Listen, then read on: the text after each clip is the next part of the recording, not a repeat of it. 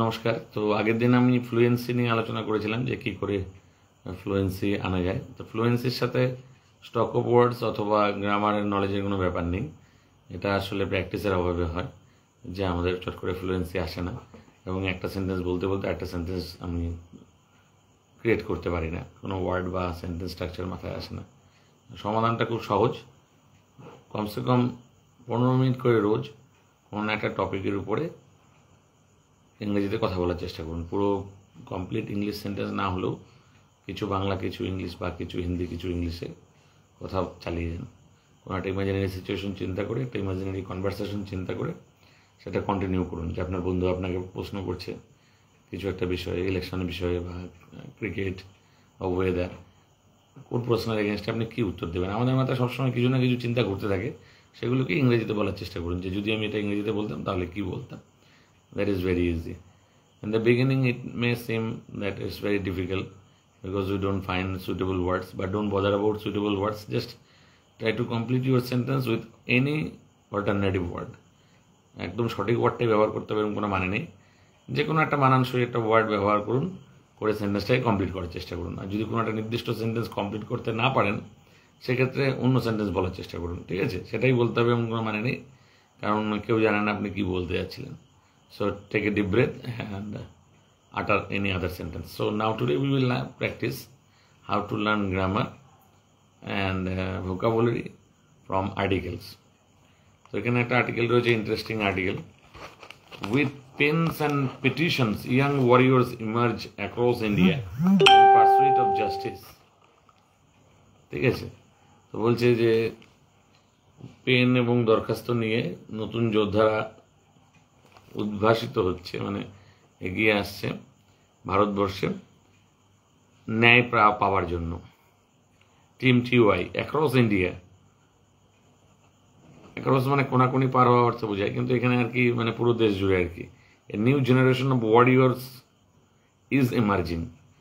একটা নতুন প্রজন্ম, যোদ্ধাদের একটা নতুন প্রজন্ম উঠে আসছে।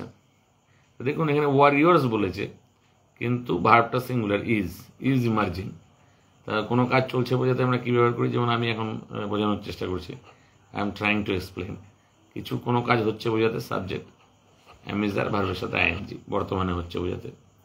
তো এখানে সাবজেক্ট আই থাকলে এম হয়, একজন হলে ইজ হয়, অনেকজন হলে আর হয়, আর ইউ এর সাথে সবসময় আর হয়, সে একজনই হোক বা অনেকজন, তুমি বা তোমরা বা আপনি বা আপনারা যাই হোক না কেন আর হয়, এটা আমরা জানি।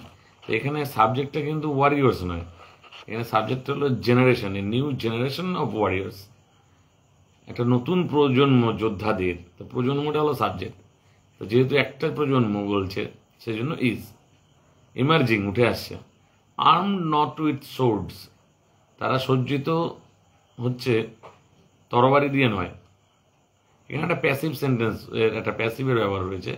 দে আর নট আর্মড, তারা সজ্জিত নয় মানে অস্ত্র দিয়ে। দে আর নট আর্ম, সেটাকে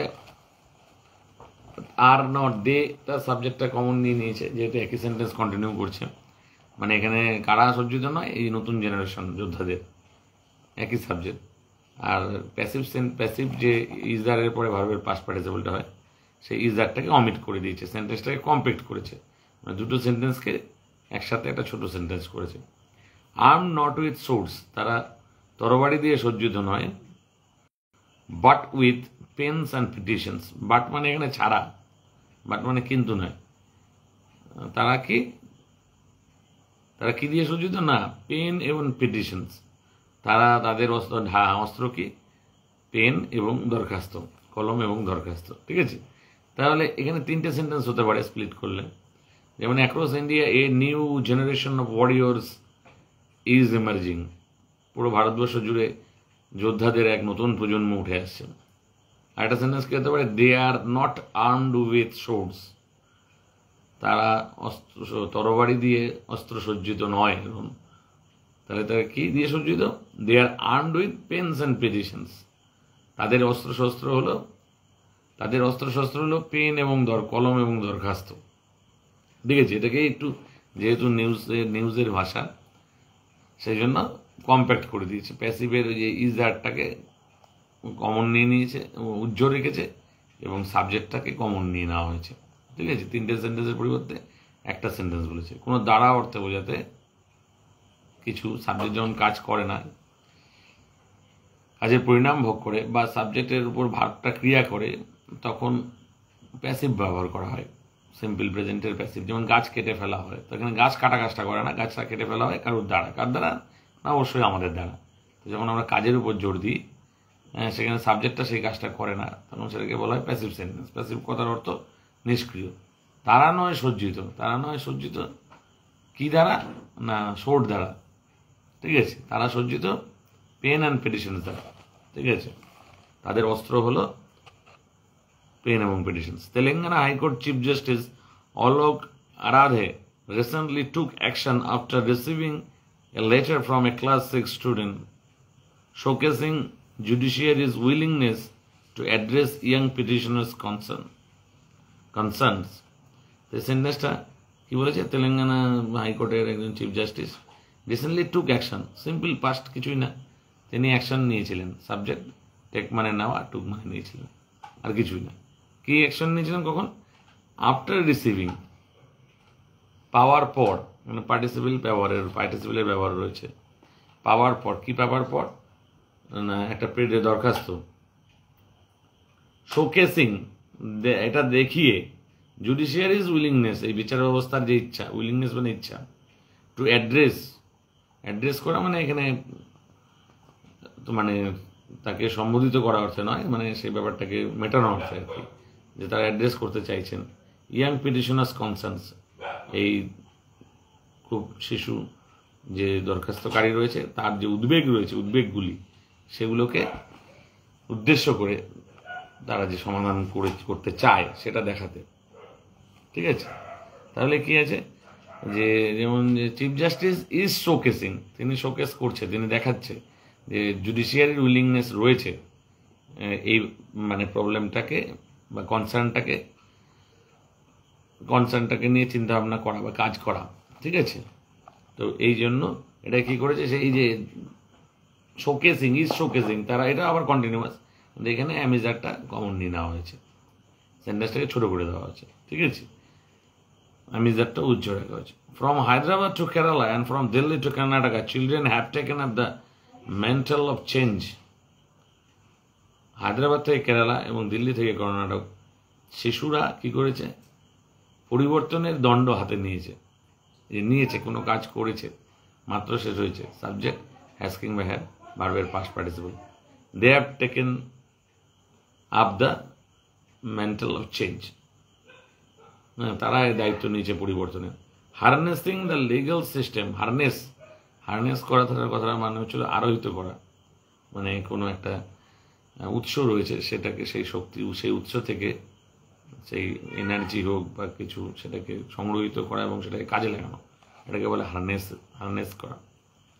harnessing the legal systems two tackle pressing issues, legal সিস্টেমের যে ক্ষমতা রয়েছে সেটাকে হার্নেস করছে ট্যাকেল করার জন্য। প্রেসিং ইস্যুস মানে যেই ইস্যুগুলো খুব এই মুহূর্তে, যে ইস্যুগুলো খুব গুরুত্বপূর্ণ, মানে যেটা চাপ সৃষ্টি করছে এই মুহূর্তে প্রচুর, সেই ইস্যুগুলোকে ট্যাকেল করার জন্য। এফেক্টিং দেয়ার কমিউনিটিস, যেগুলো কিনা তাদের কমিউনিটিসগুলোকে এফেক্ট করছে, তাহলে এটা একটা আলাদা সেন্টেন্স হতে পারে যে the issues are affecting their communities. One PIL at a time, একটা PIL করার মাধ্যমে এক সময়। TOI Times of India delves into their inspiring stories, এই যে তাদের আগ্রহজনক গল্পগুলো রয়েছে এর গভীরে প্রবেশ করার মানে গভীরে প্রবেশ করছে টাইমস অফ ইন্ডিয়া। ডেলভস মানে কিছু গভীরে ডুব দেওয়া বা ডুব দিয়ে ভেতরে দেখা আর কি, চেষ্টা করা। And how their initiatives are prompting codes, এবং তাদের যে প্রচেষ্টা সেগুলো কীভাবে প্রম্পট করছে কোডগুলোকে একটু সুইং ইনটু মানে কোনো হঠাৎ করে মানে অ্যাক্টিভ হয়ে যাওয়া বা অ্যাক্টিভ হচ্ছে, swing into action to restore parity, সাম্যতা বজায় রাখার জন্য কীভাবে তারা কী করছে, এই কোডগুলো হট করে সক্রিয় হয়ে উঠছে এই পিটিশনগুলো শিশুদের কাছ থেকে, সেই দরখাস্তগুলো পাওয়ার পরে। ছোট ছোট শিশুরা দরখাস্ত করছে তারা কী কী সমস্যায় ভুগছে, এবং দেখা যাচ্ছে অনেক ক্ষেত্রে কোর্ট তার সমাধান করার জন্য এগিয়ে আসছে, একটা দৃষ্টান্ত স্থাপন করার জন্য। তাহলে আমরা দেখছি বেশিরভাগ ক্ষেত্রেই এমন একটা সেন্টেন্স ব্যবহার করেছে, কোনো কাজ মাত্র শেষ হয়েছে, subject children have taken the charge, চিলড্রেনের দায়িত্ব নিয়েছে, শিশুরা দায়িত্ব নিয়েছে, মানে রিসেন্টলি নিয়েছে, কোনো কাজ মাত্র শেষ হয়েছে বোঝাতে সাবজেক্ট হ্যাজ এ ভার্বের পাস্ট পার্টিসিপল। সাবজেক্ট যদি সিঙ্গুলার হয়, আই বা ইউ বাদে, মানে একজন হয়, তাহলে হ্যাজ হবে, অনেকজন হলে হ্যাভ হবে। কিন্তু আয়ের সাথে সবসময় হ্যাভ হয়, ইউ এর সাথে সবসময় হ্যাভ হয়। আই আর ইউ বাদে সাবজেক্ট একজন হলে হ্যাজ, অনেকজন হলে হ্যাভ। যেমন I have seen the film, you have listen the video, you have watch this video. She has come, সে এসেছে, শি থাকলে হি থাকলে হ্যাজ হবে, ঠিক আছে। আয়ের সাথে হ্যাভ, ইউ এর সাথে হ্যাভ, অনেকজন থাকলে হ্যাভ। তারপরে কোনো কিছু বেশিরভাগ ক্ষেত্রে কন্টিনিউয়াসের একটা ব্যবহার রয়েছে, যে দে আর শোকেসিং দেয়ার ইন্টেনশন, তারা তাদের প্রবৃত্তিটাকে তুলে ধরার চেষ্টা করছে, ঠিক আছে। তারপরে এ জেনারেশন ইজ ইমার্জিং, একটা জেনারেশন উঠে আসছে। তারপরে যেমন এখানে কিছু কিছু ভালো ভালো ওয়ার্ড আছে, ডেলভ মানে কোনো কিছুর গভীরে প্রবেশ করা, ডুব দেওয়া, ঠিক আছে। ইনিশিয়েটিভ মানে মানে কিছু উদ্যোগ নেওয়া। হারনেস, হারনেস একটা ভালো ওয়ার্ড, মানে শক্তি আরোহণ করা, কিছু আরোহণ করা কোনো জায়গা থেকে, কিছু উৎস থেকে সেটাকে কাজে লাগানো, ঠিক আছে। তো এরকমভাবে আমরা করতে পারি। আরেকটা হচ্ছিল বেশিরভাগ ক্ষেত্রে কিছু প্যাসিভের ব্যবহার রয়েছে। প্যাসিভ যেমন দ্বারা অর্থে ব্যবহার রয়েছে, যেমন দে আর নট আর্ম, তারা অস্ত্র শস্ত্র সজ্জিত নয়। কী ধরনের অস্ত্র শস্ত্র সজ্জিত নয়? উইথ সোর্ডস, তরবারি দিয়ে।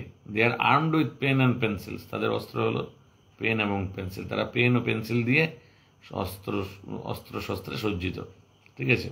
তাহলে কিছু দ্বারা দিয়ে যদি কোনো সেন্টেন্স হয়, সেক্ষেত্রে সাবজেক্ট সিম্পল প্রেজেন্ট টেন্সে এস কিংবা আর, ভার্বের পাস্ট পার্টিসিপল, ভার্বের 3 নম্বর রূপ ব্যবহার হয়। তো এরকমভাবে কেউ যখন ইংরেজিতে কথা বলছে বা কোনো একটা আর্টিকেল আপনি পড়ছেন, তার স্ট্রাকচারগুলোকে অ্যানালাইজ করুন, পয়েন্টগুলোকে মাথায় রাখুন, আর ওয়ার্ডগুলোকে মাথায়, নতুন ওয়ার্ড পেলে তার মানেগুলো জেনে নিন, তার কয়েকটা এক্সাম্পল দেখে নিন। এবার সেই গল্পটাকে নিজে থেকে আবার বলার চেষ্টা করুন। তাহলে পরে এমনি গ্রামার তো সব গ্রামার বইতে দেওয়া থাকে, কিন্তু আপনাকে জানতে হবে সেটাকে রিয়েল টাইমে কী করে ইউটিলাইজ করতে হয়।